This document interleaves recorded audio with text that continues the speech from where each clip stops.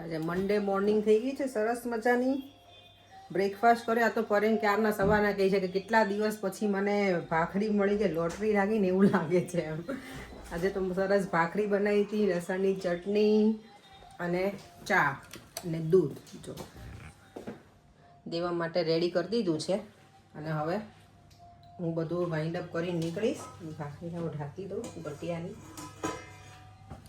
ચાલો તમે મળીએ સલૂન ઉપર. આજે મારે બહુ બધું કામ છે અને યસ મારા નેલ્સ પણ કરવાના છે. ચાલો ફટાફટ ભાગીએ. મારો ફેસ પણ આજ મિરરમાં જોવાનો ટાઈમ નહીં મળ્યો. અને આજે જો સુરત દાદા બહાર આવી ગયા છે પાછા મસ્ત મજાના. ઘરે આવીને શું જોઈ રહી છું મારા છોકરાને? એકદમ મેર તો જો. ઓ જેલ નાખેલું છે દેવા? જેલ નહીં નાખાવાનું, સારા લાગે છે. પાછળ ફરો. ભૂપી અંકલ ને હરબીર અંકલ ને બહુ ગમે તારા હેર આવા હોય ને તો એ લોકો હેપી થઈ જાય. આંટી બા ને બધા. કલ સવાર તને શેમ્પુ કરી દઈશું તેનો. પરેંગ ઓલ ડન રેડી. જો મેં મારા નેલ્સ કરાયા. જોયું તમે નેલ્સમાં મેં હાર્ટ બનાવડાવ્યું છે. બહુ સરસ. ચાલો હવે કંઈક ડિનરમાં આજે બનાવી લઈએ. શું બનાવું? દાળ ભાત નહીં ખાવા, કંઈક બીજું બનાવું. ચલો ભાત ને શાક બનાવી ને ઈઝી પડશે. શાક બની રોટલી બનાવું. રોટલી નથી ખાવી, ભાત અને શાક બનાવી મગનું ઈઝી પડશે. મને માધવી છે ને એ એમ કહેતી હતી કે તમે કે દાળ ભાત શાક રોટલી બધું તો ક્યારેક જ બનાવો, કે હું તમારો વિડીયો જોઉં તો કે તમે દાળ ભાત બનાવો ને કા શાક રોટલી બોલો. મેં એને એવું કીધું કે પરેંગને જ નથી ખાવું હતું બધું એક સાથે. મગનું શાક બનાવી. પરેંગને છે ને બધું ફૂલ ડીશમાં ખાવું. ઓકે સારું, ચલો પેલા કપડાં ચેન્જ કરી લઈએ અને પછી રેડી જે બાકી છે એ બધું પેક પણ કરવાનું છે હજી, તો એ કરીશું. કામકાજ બધું કામ પતાવશું.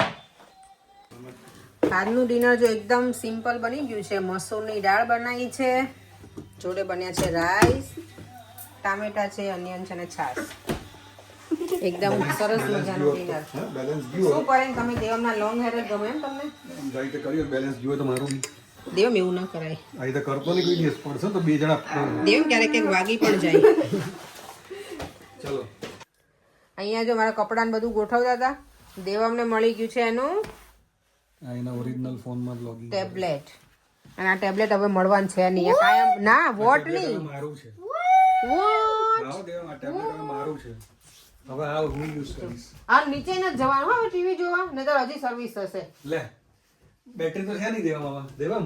તે તો ચાર્જ કરી લેશે પર. દેવમ જો અત્યારે છે ને હું બધા કપડાં ગોઠવવા બેસી ગઈ છું, કારણ કે આજે પરેંગે ખાના પેલું કર્યું છે ને દેવમનું, એના રૂમમાં બધું જ ગોઠવી દીધું. દેવમનું સેપરેટ ડ્રોવર છે, તારું સેપરેટ ડ્રોવર અને મારું ઉપર. મારું તો એ ત્યાંય હશે જ તે. મારું બધી જગ્યાએ હોય પરેંગ.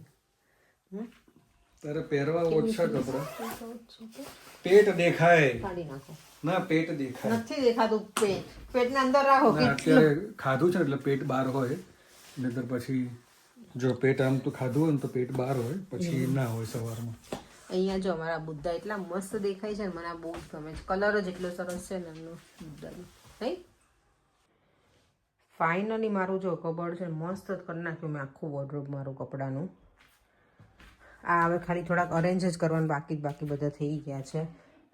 એટલા બધા કપડાં છે, એટલા બધા કપડાં છે ને કે ક્યાં બધા મૂકવા ને.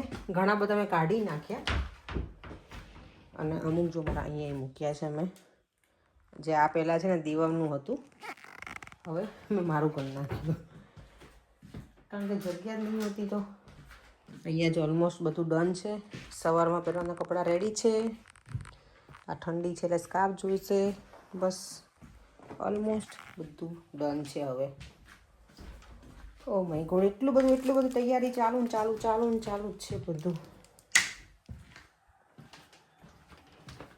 દેવમને પરેંગ તો છે ને બેસી ગયા છે ટીવી જોવા. અને જો હું છે ને શું કરું, નીચેથી મને ઉપર કંઈ વસ્તુ લઈને જવાની હોય ને તો આવી રીતે સ્ટેર્સમાં મૂકી દઉં. અને ફર્સ્ટ ફ્લોરથી સેકન્ડ ફ્લોર ઉપર લઈને જવાની હોય તો આવી રીતે સ્ટેર્સમાં મૂકી દઉં. પછી જ્યારે ઉપર જઈએ ને ત્યારે લેતા જવાનું. આ મારો હું છે ને આ બધી વસ્તુ મારા આંટી પાસે જ શીખી. આંટીને ઘરે એવું કરતા આંટી. તો મને એ આઈડિયા ગમ્યો કે સીધી ચડ ઉતર કરવી ના પડે. ચાલો હવે થોડી વાર નીચે બેસીએ. પરેંગ અને દીવમને એ બંને છે ને ક્રિકેટની હાઇલાઇટ જોવે છે. મને એમાં બહુ ઇન્ટરેસ્ટ છે નહીં, પણ બેસીશ થોડી વાર.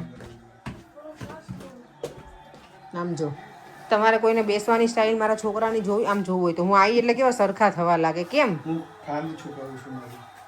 તો પણ એના કરતાં છુપાવવી પડે એના કરતાં આપણે ઘટાડી નાખીએ તો વધારે સારું ના રહી શું ના તો પછી એવું જરૂર જ ના પડે. દેવો અત્યારે બોલિંગ શીખે છે. ઓકે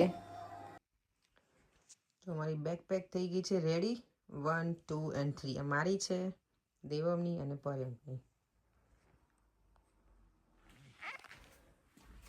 રૂમ તો હજી થોડોક મેસઅપ પડ્યો જ છે ઘણું બધું ટાઈડી કર્યું પણ તો પણ ચાલો હવે સૂઈ જઈએ અને વિડીયોનો એન્ડ કરી દઈને કોઈ એવું કોઈ કીધું છે કે શક્કરિયા કેમ ખાવાના મહાશિવરાત્રિમાં એમ એ તો મને નહોતી ખબર પણ એવું કંઈ કે શિવરાત્રિમાં શક્કરિયા ખાવા જોઈએ એનું રીઝન શું છે એ મને નથી ખબર તો કોઈ કહેશે આપણા વ્યુઅર્સ તો તમને જણાવીશું ચાલો એ સાથે વિડીયોનો એન્ડ કરી દઈએ કાલે વહેલા જાગવાનું છે અમારે ફરીથી મળીશું આવતીકાલે અને અમારી જર્ની તમારી સાથે શેર કરતા રહીશું તો બાય બાય જય શ્રી કૃષ્ણ જય સ્વામિનારાયણ